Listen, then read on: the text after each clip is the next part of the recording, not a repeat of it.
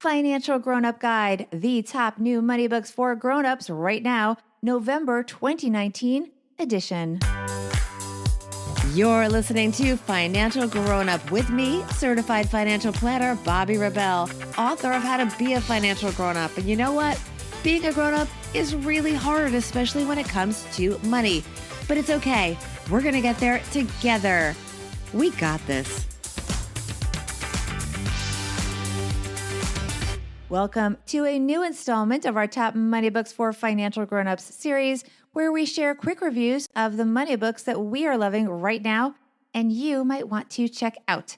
This month's picks include Becoming Superwoman, a simple 12-step plan to go from burnout to balance by Nicole Lapin, Money for the Rest of Us, 10 Questions to Master Successful Investing by David Stein, and Pay Off Your Debt for Good, 21 Days to Change Your Relationship with Money and Improve Your Spending Habits so you can get out of debt fast by Jen Smith.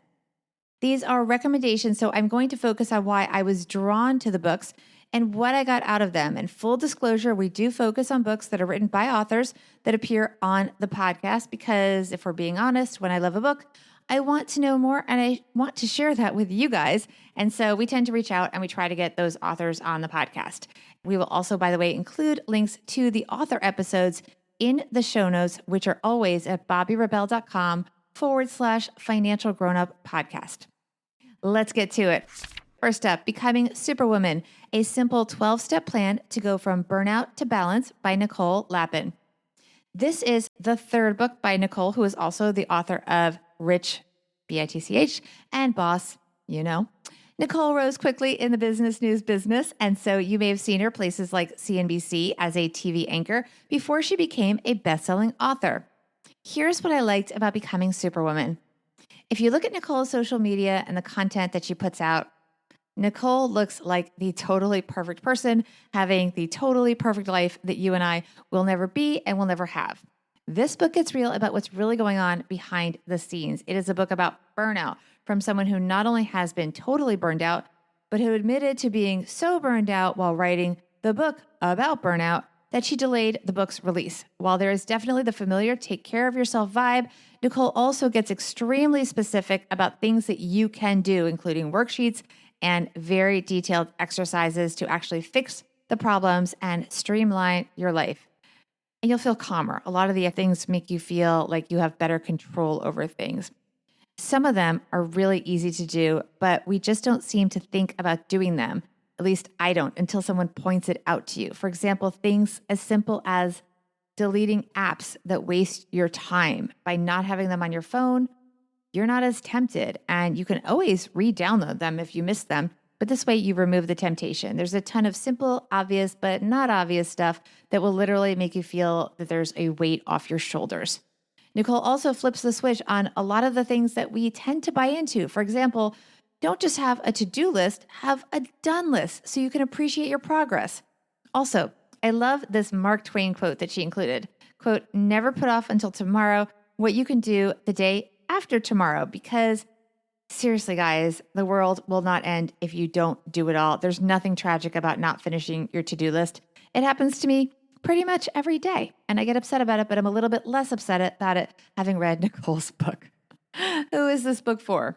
Well, besides this being an excellent book for you if you're feeling burned out, and I've certainly been there quite often recently.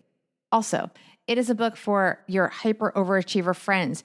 They could probably use this because on the outside, it looks like they've got it together, but the truth is they may not. But you as their friend should worry about them because they may not be able to stop themselves. So rather than a direct intervention that they may not listen to, they may be in denial, gifting them this book can be a subtle hint that you're worried and that you care, that they aren't taking care of themselves. So on that note, it's a great holiday gift. Book number 2. Okay, this is called Money for the Rest of Us. 10 Questions to Master Successful Investing by David Stein. You may know of Stein, who's a former money manager, from his very popular podcast, which has the same name. It's been downloaded something like 12 million times. Probably by the time I'm saying this, 13 million. People love it.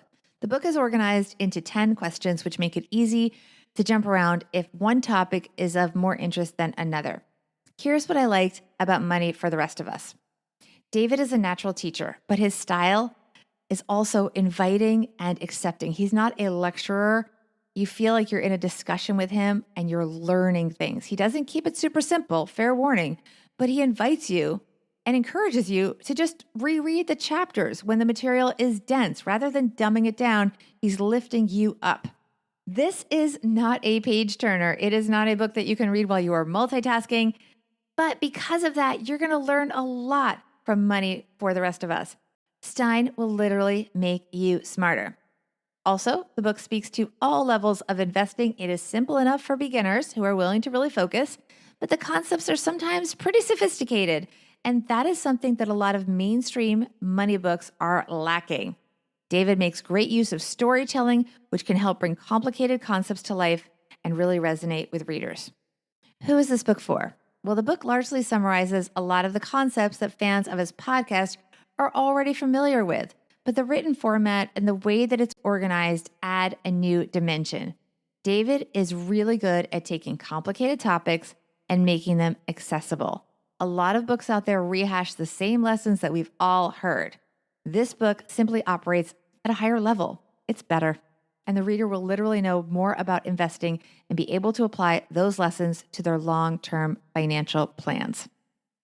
Book number 3, Pay Off Your Debt for Good, 21 Days to Change Your Relationship with Money and Improve Your Spending Habits So You Can Get Out of Debt Fast by Jen Smith.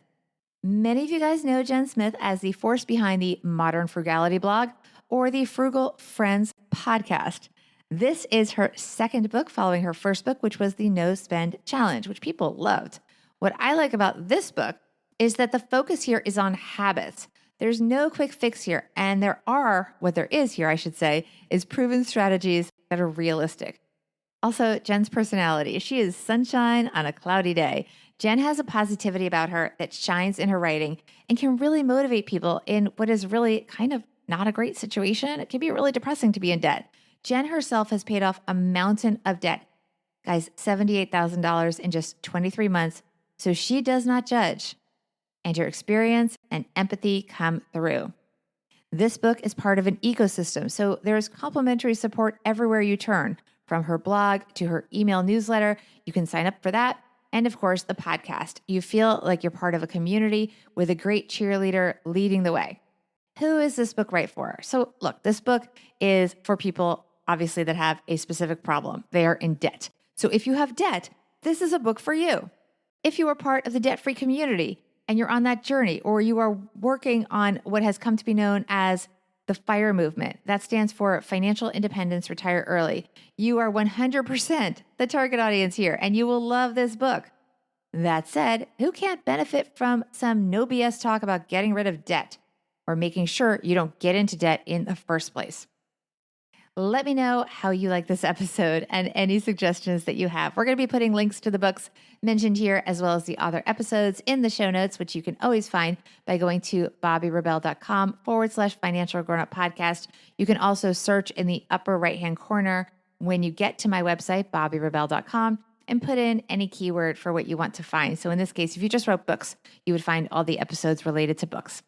Please support the authors by buying their books, or if it's not in your budget to buy them, that's okay.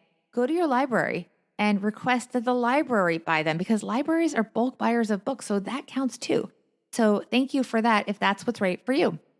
I want to hear from you guys. Please DM me your thoughts on this episode and the podcast at BobbiRebell1 on Instagram, at BobbiRebell on Twitter. And absolutely, I love reviews. A bunch of you have left recent reviews thanks to my plea in the previous episode. That means so much to me. I'm going to read them on a future episode. Thank you. Really, from the bottom of my heart, I really appreciate it. And also thanks to these great authors for helping us all be financial grown-ups.